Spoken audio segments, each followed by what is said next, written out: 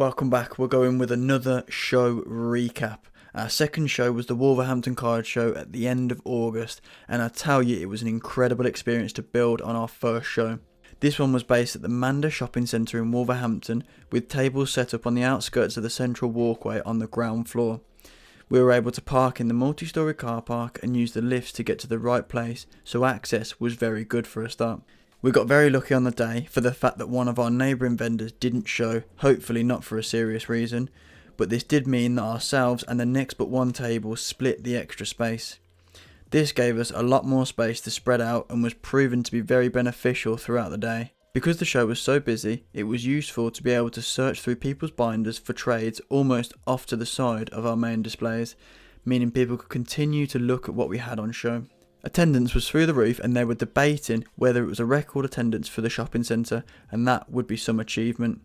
It shows the allure of the show accompanied with a couple of other factors. I think it really helped that the tickets were free if you wanted to book, so no barrier to entry for anyone.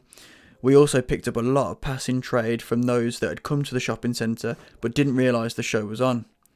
There was a dad and lad that had come to pick him up some shin pads for football on the weekend, and the young man had spotted the show. The lad was a big Pokemon fan, so it was a great surprise for him, but potentially not for his dad's wallet. We had changed up our display for this show and decided to reduce the number of graded cards in the case, and instead use the bottom row for sealed product, graded cards, and our mystery packs. This new setup worked an absolute treat. We sold almost all of our mystery packs, with people being very happy with the return they got from them. Generally, the cards we put in them were £20 to £40 a couple of months ago, so now they were far beyond the value of the mystery bag costs. We also, as per usual, sold any prismatic we had, and also some smaller packs. The graded cards were still hard to move, but a few did find a new home. Once again, the biggest sellers were raw cards. We had only half our stock remaining at the end of the day, something we were unfamiliar with. Previously, we had walked away with essentially the equivalent amount of stock to what we had taken, but at this show, we were bringing things in and they were just flying out straight away. It was crazy. Graded cards moved a lot more too. We sold probably double what we did previously, and people were more interested in high-end slabs, which seemed like a hard sell at our first show. Again, people would trade in towards them, but people were also quite happy to pay the full amount. We sold our Obsidian Flames Charizard, our 151 Mew, and Van Gogh Pikachu all fairly early on in the show. People were hungry for grails on the day. It was also a very rewarding day.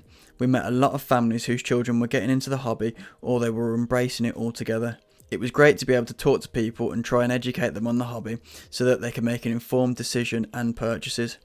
For example, there was a lad who had a number of CGC slabs who wanted to trade towards a mystery slab. They were pristine 10s, but were generally normal EX cards, so not holding a lot of value. He had got them from a mystery slab previously, clearly one that didn't contain the value proposition that I would think was fair, but each to their own. We let him know we couldn't take his slabs as they would be difficult to sell, but what he could have from us was a slab for free to help him with his next trade. He was over the moon and picked out, of all the cards, a Latios PSA 9, my favourite of course out of the bunch. And the lad deserved it. He was a credit to his father, who he had come with. He listened and took in what we had told him about different grading companies and how to value his cards, and was overly polite when we offered him to pick a card. It's a great thing to see, and as I say, very rewarding part of attending the show. The security was also spot on. Pokejol had insisted there was security there specifically for the show, and this was the case. There were individuals watching from the floor above, and we had no issues throughout the day in respect of this. Overall, this show had the perfect medley of being payday weekend, being located in a busy place with great footfall, and being organised with thought and care. Thanks to all those who came and spoke to us, and of course to those who made a purchase with us, and to Pokejol and the Mander Centre staff for organising such a class event.